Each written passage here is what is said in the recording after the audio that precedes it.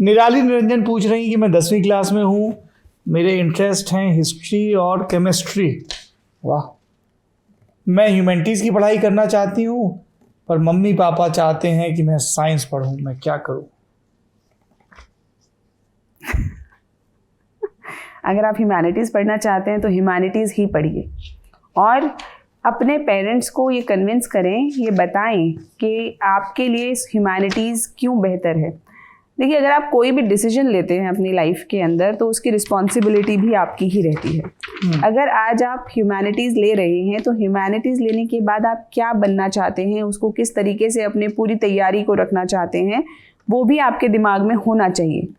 और अगर इन आर्ग्यूमेंट्स को लेके आप अपने पेरेंट्स के पास जाएंगे और उन्हें बताएंगे कि भाई ये देखो मेरा प्लान ये है और मुझे इसीलिए ह्यूमैनिटीज़ लेना है, बिल्कुल समझेंगे।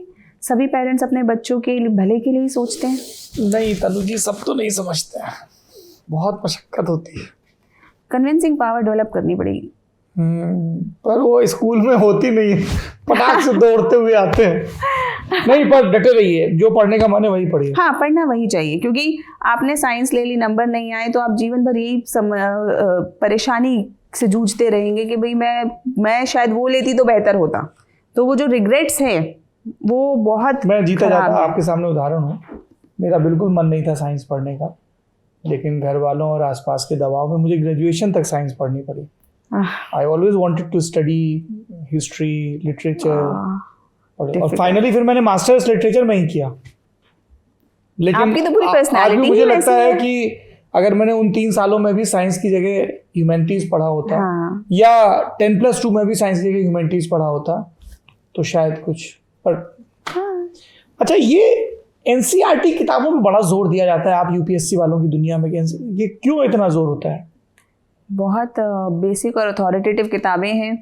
और ये देखिए, विडंबना देखिए कि एनसीईआरटी किताबें स्कूल में सब बच्चे पढ़ते हैं, लेकिन जब यूपीएससी की तैयारी करने आते हैं तो दोबारा पढ़नी पड़ती हैं। तो ऐसा क्यों है? तो कहीं ना कहीं जब स्कूल में पढ़ रहे हैं तो जितना भी कंटेंट है वो समझ नहीं पा रहे हैं, वो उसको ज़्यादातर आंसर्स लिखने के हिसाब से पढ़ रहे हैं, मार्क्स लाने के हिसाब से पढ़ रहे हैं, रैदर दैन उसका एसेंस एब्जॉर्ब करने की कि वो बातें कह क्या रही हैं। तो इसीलिए जब यूपीएससी के अंदर आता है बच्चा तो हम हमेशा कहते हैं पहले एनसीईआरटी से शुरू करो, 6 से लेके 10th तक की सारी एनसीईआरटीज़ पढ़ कर आओ। तो वो इसी कारण से है कि ये वैसे तो स्कूल में ही तैयारी हो जानी चाहिए, लेकिन नहीं हो पाई तो कोई बात नहीं, दोबारा पढ़ने में भी कोई बुराई नहीं है।